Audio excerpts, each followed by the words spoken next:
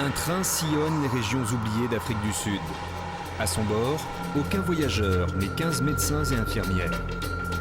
Les Sud-Africains l'ont appelé Felopepa, un mélange de langue Sotho et Tswana pour dire bonne santé. 10 ans après les débuts de la démocratie, le Felopepa reste l'unique chance d'être soigné pour les populations les plus démunies.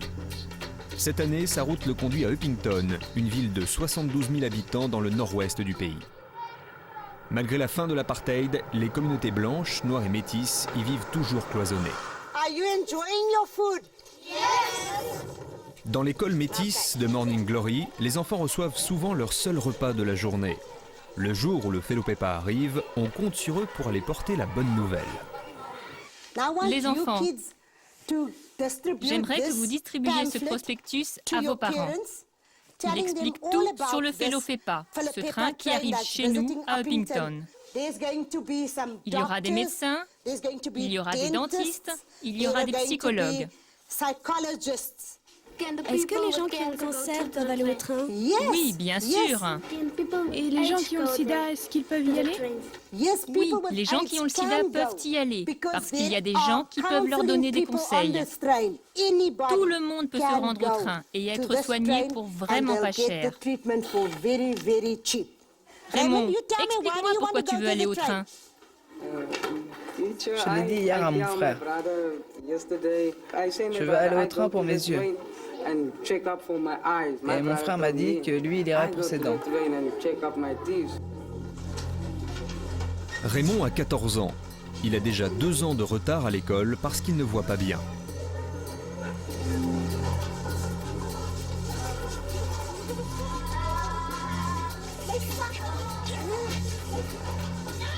Les 16 wagons du train viennent d'arriver. Du personnel local s'empresse d'installer les salles d'attente.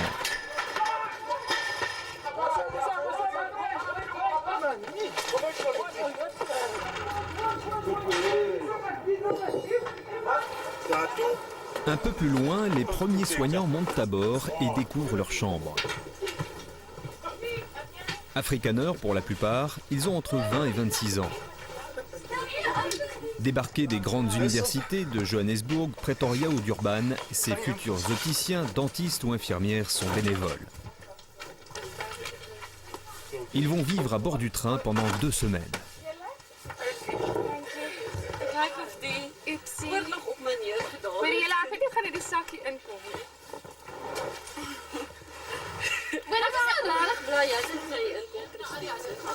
Bonjour, bonjour.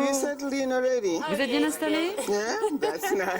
Liliane Singo a fui l'apartheid pour suivre ses études d'infirmière et de psychologie à Londres. À l'heure de la démocratie, elle décide de revenir pour prendre les commandes du Felopepa. Ce train n'est pas là simplement pour guérir des maladies. Ce train est aussi là pour soulager mentalement et psychologiquement ces gens. Et vous savez que ces personnes que vous devez servir ont besoin de ça. Donc, nous vous soutiendrons, mais il faudra vous jeter à l'eau. Et à vous de ne pas couler. 6h30, par un matin d'hiver. Vous gagnez, Felopepa. Debout, debout toute l'équipe du Felopepa. C'est un matin exceptionnel. Et beaucoup de Sud-Africains comptent sur vous pour les aider. Alors, motivez-vous, soyez enthousiastes et réveillez-vous. Debout, debout. Vous gagnez, Felopepa. In French, réveillez-vous, vous gagnez, Felopepa. Vous savez, ce sont des jeunes. Ils ont besoin de se reposer, ce n'est pas facile pour eux de sortir du lit. Alors, il faut que je les encourage, que je les motive et que je leur rappelle leur mission. Ils savent ce qu'ils doivent faire, mais ce n'est pas toujours facile. Plus de 200 patients vont arriver dans la journée. Ils ont souvent marché des kilomètres ou payé un taxi-brousse pour venir. Parmi les premiers, Raymond, qui s'est rasé les cheveux pour l'occasion, et son frère Robert, qui a payé le bus. La gare d'Upington n'a jamais été aussi pleine. À l'accueil, on organise les files d'attente. En gros, les gens arrivent pour voir le monsieur de la sécurité là-bas. C'est à lui qu'ils disent qui ils veulent voir. Il leur donne un ticket, soit pour les dents, les yeux ou pour une consultation générale. Tout le monde passe par ici. Et dès qu'ils ont plus de 14 ans, on prend leur tension et on vérifie leur diabète. Très bien. Lui, il peut aller là-bas. Cette femme aussi. Cette femme-là aussi. Et les deux autres aussi pour les yeux. Liliane Singo se mêle à la foule. Elle oriente les patients, ceux qui sont perdus ou ceux qui n'ont pas réussi à obtenir de ticket.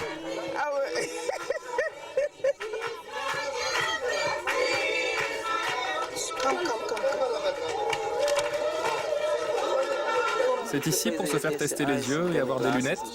Oui, mais vous devez d'abord aller là où il y a le panneau blanc. Vous remplissez les formulaires et vous revenez nous voir. OK? Monsieur, on nous a dit de venir ici pour les yeux et pour les dents. Pour les dents, la clinique est pleine. On peut seulement vous aider pour les yeux. Toi, c'est pour tes yeux? Très bien. Assieds-toi là. Raymond a de la chance. Il obtient le ticket numéro 108 dans la liste d'attente. Mais pour Robert, c'est déjà trop tard. Il n'y a plus de place pour les dents jusqu'à demain matin. Oui, tu peux revenir demain matin. Ici, les consultations sont gratuites. Pour un médicament ou pour une dent, on paie moins d'1 euro et une paire de lunettes ne coûte que 6 euros. Un wagon plus loin, les patients sont déjà trop nombreux. Tous veulent voir le dentiste, le docteur Maureen Kritzinger, le médecin le plus convoité du train. Cette ancienne étudiante avait commencé à bord du Felopepa en tant que stagiaire. Aujourd'hui employée permanente, elle a 15 étudiants sous sa responsabilité. Je vais commencer à anesthésier pas mal de patients pour qu'on avance plus vite. Sinon, on va terminer à 9 h ce soir. J'aime bien le dentiste, mais sans plus. En fait, j'ai peur. À 17 ans, première visite chez le dentiste pour Nelly. Elle veut se faire enlever 2 dents. Non, il ne faut pas avoir peur. Suis-moi. Tu peux t'asseoir ici?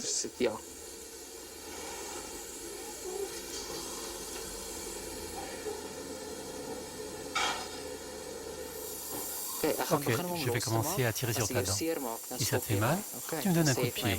D'accord? Bradley est étudiant à Pretoria. L'année prochaine, il sera diplômé. Pour l'heure, il a besoin d'aide et c'est Maureen, une fois de plus, qui est sollicitée.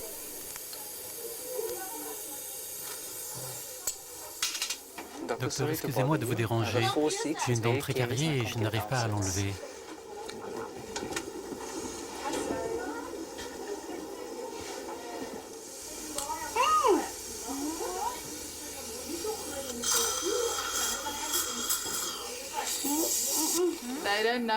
Ils ne savent pas comment prendre soin de leurs dents, parce qu'ils n'ont personne pour leur expliquer. On gagne en expérience en faisant ça. À l'université, on ne voit que 4 patients par semaine pour des extractions de dents. Et aujourd'hui, j'en ai fait 20. Tu es contente? Dans certains cas, Liliane doit intervenir pour trouver une dernière place. It's no full Excel. The doctor Fra. Is Maureen still busy? I haven't seen her. Okay, she's there. Sorry. Excuse-moi. J'ai une grande faveur, une très grande faveur à te demander, Maureen. Et ce n'est pas un patient comme les autres. Cette femme est dans un fauteuil. S'il te plaît, Maureen, est-ce que tu peux encore t'en occuper? Merci. Il faut toujours que je négocie. Liliane sait que beaucoup de ces patients n'ont jamais vu un médecin de leur vie. Pendant plus de 40 ans d'apartheid, on leur a refusé l'accès aux soins. Aujourd'hui, les listes d'attente de l'hôpital public sont trop longues. Le coût d'une consultation est de 100 rands, l'équivalent de 15 euros, trop cher, et les médicaments sont trop rares. J'aimerais qu'il y ait encore plus de monde qui puisse profiter du train. Pour moi, ce n'est jamais assez. Bien sûr, il y a une limite à ce que l'on peut faire. Mais il y a toujours du monde qui attend. Et la vérité, c'est qu'en Afrique du Sud, le train n'arrive même pas à atteindre la pointe de l'iceberg. Raymond a dû patienter la journée entière. Mais peu importe, à Upington, il n'y a pas d'opticien qui puisse l'aider. Il se plaint principalement de maux de tête et il ne voit pas très bien de loin non plus. Donc on va juste regarder s'il a besoin de lunettes et si c'est ça le problème.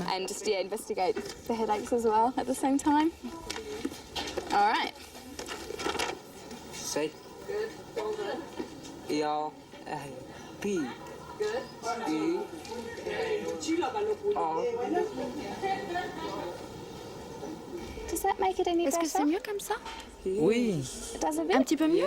Bon, très bien. Regarde ces mots en petit ici. Est-ce que c'est toujours aussi visible? Oui, oui. Et si je les rapproche de tes yeux, est-ce que tu les vois toujours aussi bien? Et là? Oui, c'est bon. Et là, c'est toujours aussi clair? Oui, oui. Ce qui va se passer, c'est que si tu portes ces lunettes, tes yeux vont moins travailler et tes maux de tête devraient s'en aller. C'est à toi que je donne ça? Ça a déjà été réglé et on a besoin de ces heures avec cette monture. Avec cette monture. Ok. Il a déjà payé. Très bien.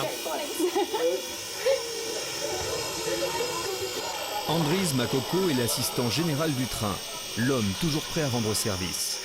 Un jour, pour aider les opticiens débordés, il est devenu le monsieur lunettes du Fellow Pepa. Andries vient des banlieues de Johannesburg. Il est de la génération de ceux qui ne sont jamais allés à l'école parce qu'ils étaient noirs. Aujourd'hui, à 44 ans, il sait lire les prescriptions et fabrique jusqu'à 60 paires de lunettes par jour. J'ai besoin de 10 minutes pour faire une paire de lunettes. Et c'est seulement 10 minutes pour changer la vie d'une personne. On voit quand elle repart avec ses lunettes et qu'elle est toute heureuse. Et je suis content d'être celui qui est derrière tout ça.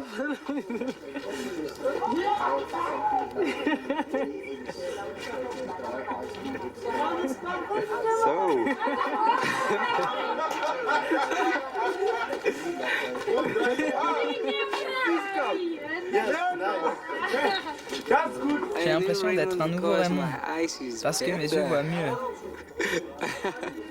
Une nouvelle vie commence pour Raymond, dont le rêve secret est de devenir docteur un jour. Félicitations à vous tous, Fellow Pepa. Vous êtes une équipe formidable. Les patients vous sont reconnaissants.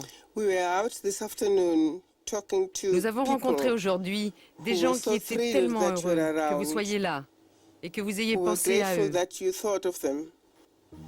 Ce qui m'a le plus touché, c'est quand certains m'ont dit qu'ils pensaient qu'ils n'avaient aucune importance. C'est si déprimant et triste, ces personnes qui croient qu'elles ne sont pas grand-chose. Mais la plus belle chose, c'est que c'est vous qui leur avez redonné de l'importance.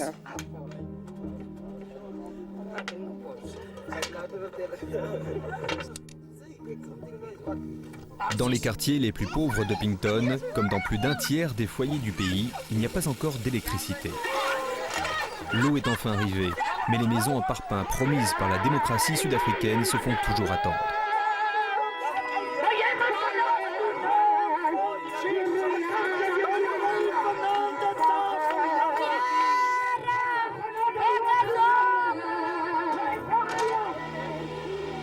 Les consultations sur le train sont terminées. Seule Maureen reste à bord. Comme souvent, elle est la dernière à finir sa journée. J'espère que ça ira. Merci beaucoup. Je crois que je vais pouvoir dormir maintenant.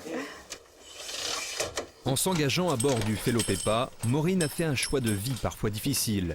Il faut accepter de travailler et vivre pendant 9 mois dans un seul et même endroit, le train. Si vous êtes claustrophobe, vous ne pourrez jamais vous y faire. Tout est petit ici. Au bout d'un moment, c'est la 4e fois. Au bout d'un moment, on veut juste aller dans sa chambre. Et on ne veut même plus savoir si elle est grande ou si elle est petite.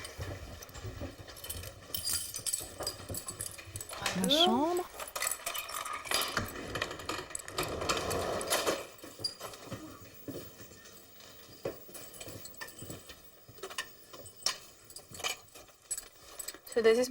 Alors voici ma chambre, petite. Ça c'est la largeur. Et le lit est plus petit qu'un lit simple. Il n'est pas aussi large. C'est vraiment petit. J'ai un téléphone pour appeler mes parents et une télé, ma meilleure amie. J'ai l'impression de passer à côté de quelque chose qui se passerait là-bas à l'extérieur. Et moi je reste ici, seulement ici. Tous mes amis sont en train de se marier. Je n'ai même pas de petite amie. Et je me dis, oh, est-ce que je suis en train de passer à côté de quelque chose? Pourquoi est-ce que je suis là? Et puis je me dis, je n'ai que 26 ans, c'est seulement pour 9 mois. Après ces 9 mois, je pourrais faire autre chose si j'en ai envie. C'est pas si terrible. Je me suis réveillée à 4h30. Je me réveille toute seule à 4h30. Je n'ai pas besoin de réveil. Il faut que je sois réveillée, juste pour être sûre que tout le monde soit réveillé. Sinon, si je ne me lève pas, comment être sûre que l'on commence le travail à l'heure? Il faut que je fasse ce que je fais tous les jours. Bonjour tout le monde. Bonjour. Comment allez-vous ce matin? Vous pensez qu'il va y avoir du monde aujourd'hui? Ah, on espère que oui. Je pense qu'il va y avoir du monde parce qu'il y a 2 bus qui doivent arriver.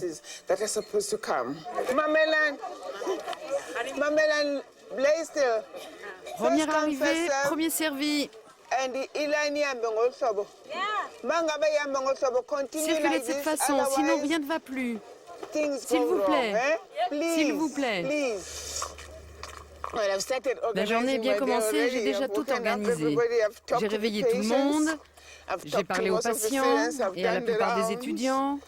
J'ai fait le tour du train, dans ce sens et dans l'autre sens, pour voir si tout allait bien, vérifier que toutes les voitures sont bien là, vérifier qui va visiter les écoles et s'ils ont bien tout le matériel.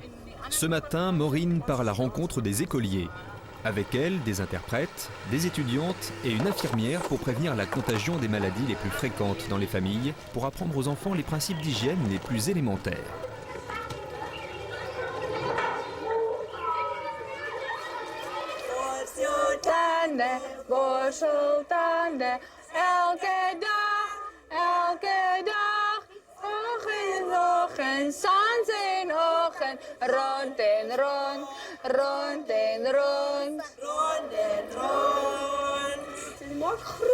Vous ouvrez bien grand la bouche et vous faites des grands cercles.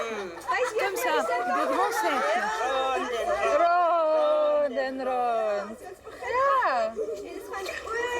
Sur les dents, sur les gencives. Sur les dents et sur les gencives. Hé, écoutez-moi. On va regarder ce qui se passe dans vos dents. Et on va voir si on trouve des petites bestioles ou des petits trous. Ok? Et s'il y a quelque chose, il faudra me rendre visite au train. D'accord? Plus de 460 enfants auront été examinés en une semaine dans les écoles de Picton. Beaucoup d'entre eux recevront une lettre à donner à leurs parents pour qu'ils puissent se faire soigner dans le train.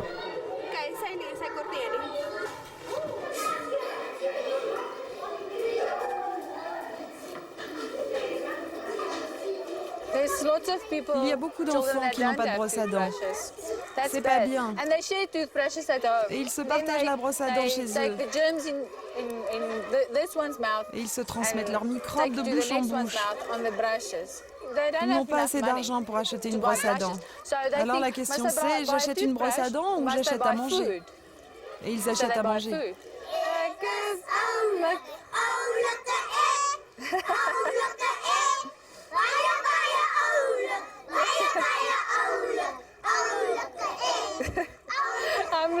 Ils me font rire. Ils chantent. Je suis mignon, je suis mignon, je suis si mignon. Oui, vous êtes vraiment trop mignon.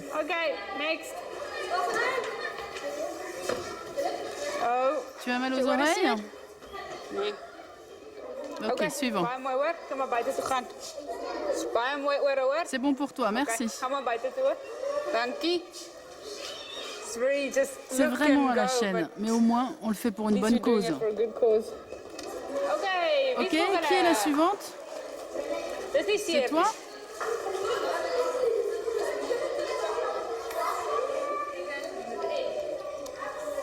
Tu as mal aux oreilles?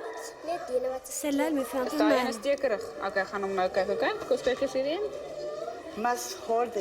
Il faut qu'ils tiennent le coton-tige comme cela.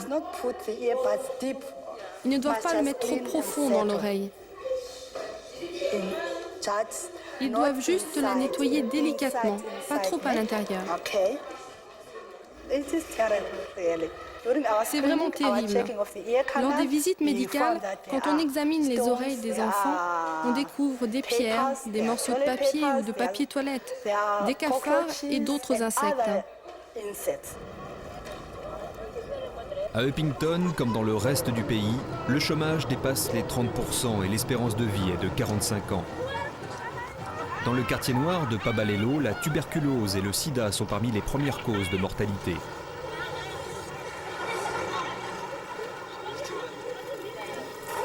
La jeune psychologue du Felopepa, Carrie Lee, rend visite à Kristana, un groupe de parole pour une quarantaine de malades du sida qui se réunit toutes les semaines. Je m'appelle Patricia Paparé, je fais partie du groupe Kristana et voici ma fille Busiswe. Plus de 5 millions de Sud-Africains sont contaminés par le virus. Chaque jour, 1000 personnes en meurent. Carrie est là pour informer et soutenir psychologiquement ces malades, mais elle ne peut les soigner. Les traitements coûtent trop cher et il n'y aurait pas de suivi médical possible une fois le train reparti.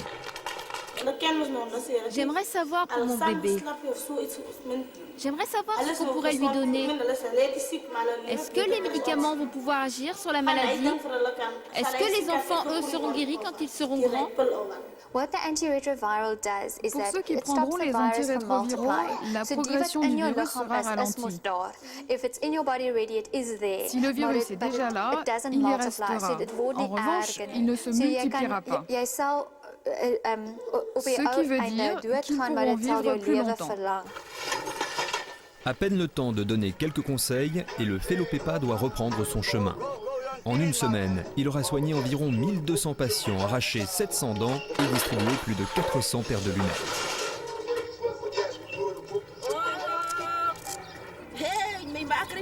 Oh, ma mère avec ses nouvelles lunettes. Elle va pouvoir se trouver un petit copain maintenant. Le train ne reviendra pas à Upington avant 2 ans. Trop nombreuses sont les villes défavorisées qui le réclament.